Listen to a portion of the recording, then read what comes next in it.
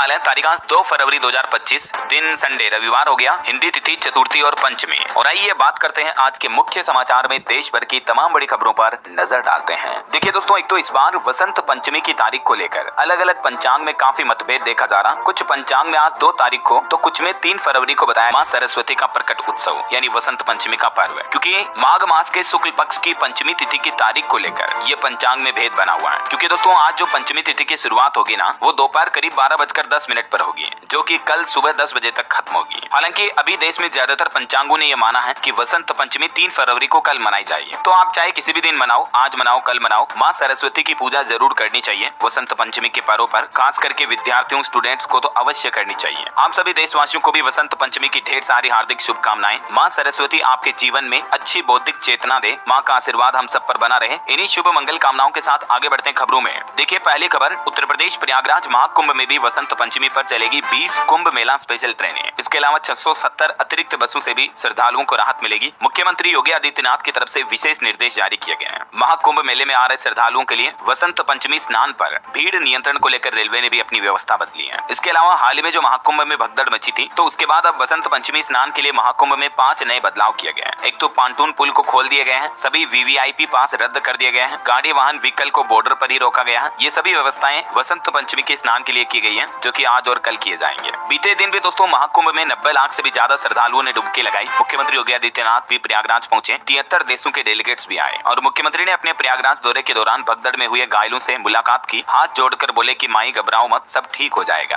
अफसरों से भी पूछा कि भीड़ अनकंट्रोल कैसे हुई। वैसे दोस्तों वसंत पंचमी पर प्रयागराज महाकुंभ के अलावा अयोध्या में भी 20 लाख लोगों के आने की संभावना है। तो अभी अयोध्या में भी नई गाइडलाइन जारी की गई है। 4 पहिया वाहनों का प्रवेश प्रतिबंध कर दिया गया है। महाकुंभ से जुड़े कुछ और अपडेट्स हैं, आगे जानेंगे अपन। फिलहाल आगे बढ़ते हैं खबरों में। देखिए दोस्तों, एक तो यूपी में योगी सरकार ने एक नया नियम भी लागू कर दिया है। अब जो अस्पतालों में नर्सें जो होती है ना, उनको नर्सिंग ऑफिसर कहा जाएगा, जो अस्पतालों की सिस्टर होती है। अब स्टाफ नर्स का पद नाम नर्सिंग अधिकारी के नाम पर होगा। वहीं नर्सिंग सिस्टर व नर्सिंग वार्ड मास्टर अब सीनियर नर्सिंग अधिकारी कहलाए जाएंगे। ये मतलब उत्तर प्रदेश के अस्पतालों में नई गाइडलाइन जारी की गई है। चलिए बड़ी खबर आ रही, कोरोना की तरह खतरनाक होता जा रहा जीबीएस सिंड्रोम भी। महाराष्ट्र में 2 और मरीजों की मौत हो गई। इससे तेलंगाना में भी पहला जीबीएस का मरीज मिला। गुलियन बेरी सिंड्रोम जो आजकल काफी ज्यादा फैल रहा है, आपको पता होगा महाराष्ट्र पुणे वगैरह में। तो चिंता की बात यह है अभी इससे 2 और लोगों की जान जा चुकी है। चलिए अगली खबर देखिए, भाजपा में शामिल हुए आम आदमी पार्टी छोड़ने वाले 8 विधायक। अभी एक दिन पहले आपको पता होगा 8 विधायकों ने आम आदमी पार्टी छोड़ दी थी। उनका कहना है कि चुनाव में उनको टिकट नहीं मिला और आम आदमी पार्टी पर उन्होंने भ्रष्टाचार का आरोप भी लगाया। ये कहकर इस्तीफा दे दिया था। तो ये सभी के सभी 8 विधायक अब बीजेपी में शामिल हो चुके हैं। इनके नाम भी आप देख सकते हैं। चलिए अगला अपडेट देखिए, बीसीसीआई ने सचिन तेंदुलकर को लाइफ टाइम अचीवमेंट अवार्ड से सम्मानित किया। बुमराह और मंदाना बेस्ट क्रिकेटर से सम्मानित किए गए। सरफराज को बेस्ट डेब्यू और अश्विन को भी स्पेशल अवार्ड मिला। वहीं स्टूडेंट छात्र छात्राओं के लिए खबर आ रही है, नीट स्टूडेंट्स के लिए 10,000 सीटें बढ़ाई जाएगी। आईआईटी और आईआईएससी में 10,000 फेलोशिप भी मिलेगी। सरकारी स्कूलों में इंटरनेट के लिए भारत नेट प्रोजेक्ट भी शुरू किया जाएगा। कल ही आपको पता होगा हमारे देश का जो बजट जारी हुआ, उसमें वित्त मंत्री निर्मला सीतारमण ने एजुकेशन के लिए भी 10 बड़ी घोषणाएं की, जो कि सभी स्टूडेंट छात्र छात्राओं के लिए बड़ी अच्छी बात है। हायर एजुकेशन के लिए भी स्टूडेंट को 10 लाख रुपए तक का लोन मिल पाएगा। और भी दोस्तों स्टूडेंट्स के लिए क्या क्या 10 बड़े ऐलान किए गए, ये पूरी लिस्ट आप देख सकते हैं। थोड़ा सा वीडियो को पॉज करके देख लीजिएगा, क्योंकि अभी एक एक पॉइंट बोलूंगा, काफी ज्यादा लंबा हो जाएगा, है ना। वैसे बजट के कुछ और हाईलाइट्स हैं, मैं आपको आगे बताता हूँ। फिलहाल देखिए आप, किसान आंदोलन पर भी खबर आ रही। पंजाब में आंदोलन पर बैठे किसान अब बजट से भी खफा हुए हैं। वो बोले कि बजट में एमएसपी गारंटी कानून सरकार ने नहीं लागू किया। वैसे इसी महीने 14 फरवरी को केंद्र सरकार किसानों के साथ वार्तालाप करने वाली है, मतलब किसानों और सरकार के बीच बातचीत होगी। लेकिन क्योंकि सरकार ने बजट में किसानों की एमएसपी को लेकर कोई बड़ा ऐलान नहीं किया है, तो इस वजह से किसान भाई लोग नाराज नजर आए। और जो किसान नेता जगजीत सिंह डल्लेवाल अनशन पर है, उनको भी 67 दिन हो चुके हैं। चलिए ऑटो इंडस्ट्री से खबर देखिए, किया सिरोज प्रीमियम एसयूवी लॉन्च हुई। शुरुआती कीमत इसकी 9 लाख से शुरू है। पेट्रोल में 18.20 का और डीजल में 20.75 किलोमीटर प्रति लीटर का माइलेज देगी है। कंपनी की तरफ से यह दावा किया गया है। वहीं बड़ी खबर देखिए, हमारे पड़ोसी देश पाकिस्तान में सेना और बलोच विद्रोहियों की मुठभेड़ हुई, जिसमें पाकिस्तान के 18 सैनिकों की मौत हो गई। 23 आतंकी भी मारे गए। पाकिस्तान के बलूचिस्तान में ये सेना का ऑपरेशन जारी है। और हमारे भारत में भी देखिए दोस्तों, छत्तीसगढ़ राज्य में नक्सलियों और जवानों के बीच मुठभेड़ हुई। इसमें 8 नक्सली मारे गए। बीजापुर में जवानों ने बड़े नक्सलियों को घेरा। बीते एक महीने में ही 50 से ज्यादा नक्सलियों को ढेर कर दिया है, मतलब मार गिराया है सुरक्षा कर्मियों और जवानों ने।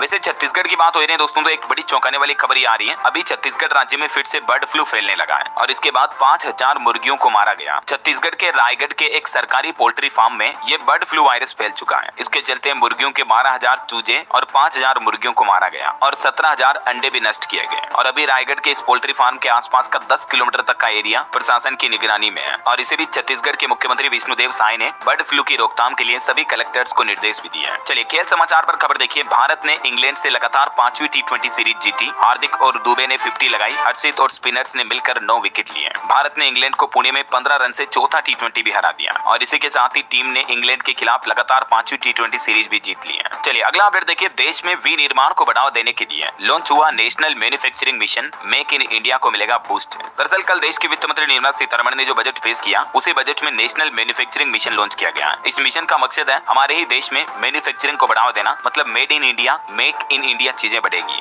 जिन्हें मेड फॉर ग्लोबल के लिए भारत में ही बनाया जाएगा। इसके अलावा भी बजट में वित्त मंत्री सीतारमण ने घोषणा की है कि एमएसएमई यानी सूक्ष्म, लघु और मध्यम उद्यमियों के लिए क्रेडिट गारंटी कवर को 5 करोड़ से बढ़ाकर 10 करोड़ कर दिया गया है। वैसे दोस्तों टोटल सरकार ने इस बार 50 लाख करोड़ रुपए का बजट पेश किया। देश के प्रधानमंत्री नरेंद्र मोदी ने बजट के बाद कहा कि ये आम आदमी का बजट है, इससे देश के नागरिकों की जेब भरेगी। हालांकि विपक्ष से राहुल गांधी ने भी इस बजट पर तंज कसते हुए कहा कि बुलेट इंजरी पर बैंडेड लगाने जैसा रहा बजट। इधर प्रियंका गांधी भी बोली कि केजरीवाल ने 450 करोड़ रुपए चुनाव प्रचार में लगाए। राहुल गांधी ने कहा कि भाजपा के बजट का लक्ष्य सिर्फ 25 लोगों को लाभ पहुंचाना है। खैर राजनीतिक नजरिए से छोड़िए दोस्तों, मार्केट एक्सपर्ट का, देश के जो एक्सपर्ट हैं, एनालिस्ट हैं, उनका इस बजट को लेकर क्या कहना है। तो देखिए बजट पर एक्सपर्ट एनालिसिस। एक तो जो सरकार ने 12 लाख रुपए तक की कमाई को टैक्स फ्री किया, लेकिन इसके पीछे कुछ शर्तें भी लागू की हैं। तो इस पर मार्केट एक्सपर्ट का यह कहना है कि सरकार 1 लाख करोड़ का घाटा उठाकर कोई न कोई बड़ा टारगेट पूरा कर रही है, क्योंकि बजट में हुए इस टैक्स के ऐलान से सरकार को डायरेक्टली टैक्स में 1 लाख करोड़ का घाटा होगा। हालांकि टैक्स कम भरेंगे तो लोगों के हाथ में ज्यादा पैसे रहेंगे, तो वे ज्यादा पैसे खर्च भी करेंगे, तो इससे एटलीस्ट हमारे देश की इकोनॉमी तो बूस्ट होगी। ये मार्केट एक्सपर्ट का कहना है। दोस्तों देश का बजट आ चुका है और हर कोई इस पर चर्चा कर रहा है, लेकिन इससे हमें एक अहम सीख लेनी चाहिए। Emergency fund. सरकार हर साल आपातकालीन परिस्थितियों के लिए फंड रिजर्व रखती है, लेकिन आम आदमी अपने बजट में इसे नजरअंदाज कर देता है। लोग निवेश और कमाई पर फोकस करते हैं, लेकिन अचानक आने वाली मुश्किलों के लिए तैयार नहीं रहते। आम आदमी को यह समझना होगा कि अगर किसी अनहोनी या आपातकालीन स्थिति का सामना करना पड़े तो क्या होगा। क्या आपके पास अस्पताल के लाखों रुपए के बिल चुकाने के लिए पैसे हैं? और अगर आपको कुछ हो जाए तो क्या आपके परिवार के पास घर के खर्च और बच्चों की पढ़ाई के लिए पैसे होंगे? अगर नहीं तो आपको 2 जरूरी इंश्योरेंस प्लान्स आज ही लेने चाहिए। पहला है टर्म इंश्योरेंस और दूसरा है हेल्थ इंश्योरेंस। टर्म इंश्योरेंस यह लाइफ इंश्योरेंस का सबसे शुद्ध रूप है। इसका प्रीमियम बहुत कम और कवरेज करोड़ों का होता है। सिर्फ 600 से 700 रुपए में आप अपनी फैमिली के लिए 2 से 20 करोड़ तक का कवरेज ले सकते हैं। टर्म इंश्योरेंस से आपको यह गारंटी मिलती है कि अगर आप ना रहें तो आपके परिवार को पैसों के लिए किसी के भरोसे नहीं रहना पड़ेगा। इससे आपको मन की शांति भी मिलती है कि अगर आप नहीं रहे तो भी आपके परिवार का भविष्य सुरक्षित रहेगा। इसके साथ ही जिम्मेदार लोग जो हैं उन्हें हेल्थ इंश्योरेंस भी जरूर लेना चाहिए, क्योंकि हमें नहीं पता कि हमें या हमारे परिवार को कब हॉस्पिटल जाने की जरूरत पड़े, और जब हम हॉस्पिटल जाते हैं तो क्या होता है हम और आप बहुत अच्छे से जानते हैं। कुछ ही मिनटों में लाखों का बिल बन जाता है। इसलिए हेल्थ इंश्योरेंस लेना जरूरी है। अगर आपके परिवार में कोई बीमार हो जाए, किसी का एक्सीडेंट हो जाए या फिर किसी को मेडिकल केयर की जरूरत हो, तो इस समय में हेल्थ इंश्योरेंस आपका सबसे बड़ा साथी होगा, जो आपके मेडिकल एक्सपेंसेस को कवर करेगा। सिर्फ 400 से 500 रुपए प्रति महीने खर्च करने से आपको 1 करोड़ तक का कवरेज मिल सकता है। साथ ही यह आपको कई क्रिटिकल इलनेसेस से भी कवर करेगा और आपकी सेविंग्स भी बची रहेगी। तो आज ही टर्म इंश्योरेंस और हेल्थ इंश्योरेंस लेकर अपनी फैमिली को फाइनेंशियली सिक्योर करें। बाद में आपको या आपके परिवार को पछताना न पड़े। मैंने लिंक डिस्क्रिप्शन में दे दिया है। यहाँ आपको 51 से अधिक इंश्योरेंस मिलेंगे जिनसे आप प्लान्स कंपेयर कर सकते हैं। हेल्थ इंश्योरेंस पर 25% तक का डिस्काउंट मिलेगा और टर्म इंश्योरेंस पर 15% तक का डिस्काउंट मिलेगा।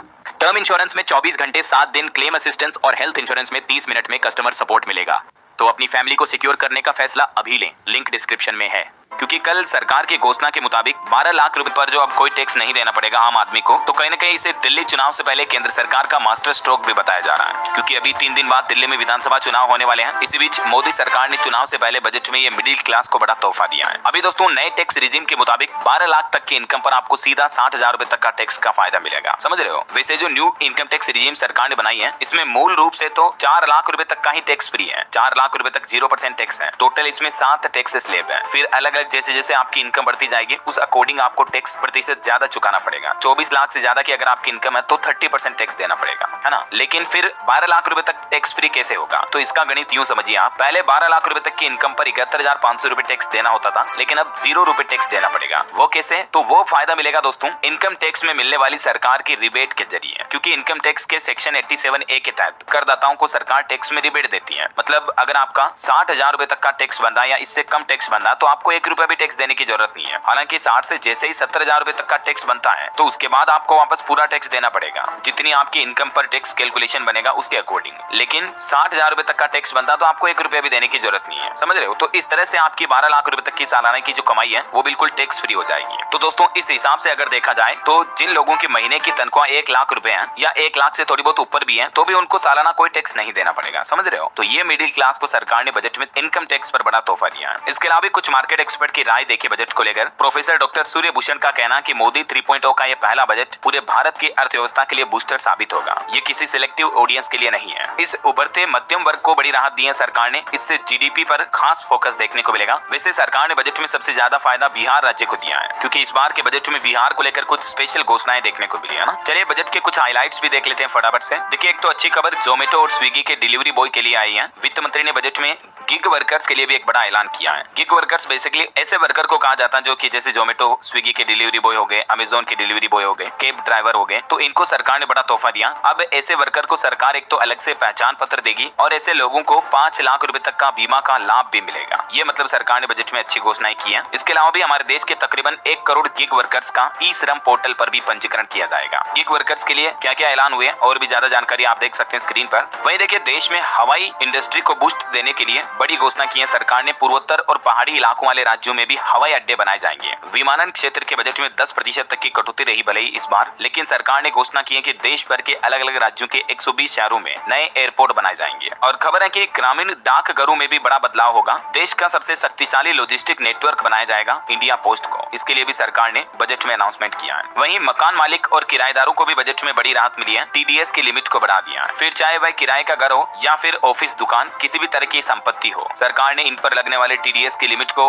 2.5 लाख से बढ़ाकर 6 लाख तक करने का फैसला किया है। तो अब 6 लाख रुपए तक की रेंटल इनकम पर टीडीएस काटने की जरूरत कम हो जाएगी। और टेक्नोलॉजी सेक्टर पर भी देखिए आप, वित्त मंत्री ने बजट में डीप टेक और इनोवेशन सेक्टर इसको बढ़ावा देने के लिए भी फंड्स ऑफ फंड का ऐलान किया है। वित्त मंत्री ने कहा कि एजुकेशन में एआई यानी आर्टिफिशियल इंटेलिजेंस को बढ़ावा देने के लिए भी 500 करोड़ रुपए तक का बजट रखा गया है, जिससे कि बच्चों को शिक्षा में एआई टेक्नोलॉजी सिखाई जाएगी। वहीं इस बार दोस्तों डिफेंस बजट पर भी अपडेट देखिए आप। केंद्र सरकार ने बढ़ाया रक्षा बजट। विमान और फाइटर जेट के इंजनों पर खर्च होंगे 48,614 करोड़ रुपए। वहीं हेल्थ सेक्टर को लेकर भी सरकार ने बजट में कई अनाउंसमेंट किए हैं। 36 जीवन रक्षक दवाइयां सस्ती होगी। देश के सभी जिला अस्पतालों में कैंसर डे केयर सेंटर बनाए जाएंगे। हेल्थ केयर सेक्टर के लिए इस बार के बजट में सरकार ने टोटल ये 7 बड़ी घोषणाएं की हैं। एक तो कैंसर समेत गंभीर बीमारियों के इलाज में इस्तेमाल होने वाली 36 दवाइयां सस्ती होगी। 6 तरह की जरूरी जीवन रक्षक दवाओं के आयात पर भी अब केवल 5% कस्टम ड्यूटी लगेगी। स्टूडेंट्स के लिए तो सरकार ने बजट में एक बड़ी घोषणा ये भी की है, इंटरनेट से लेस होंगे अब हमारे देश के सभी सरकारी स्कूल। 50,000 नई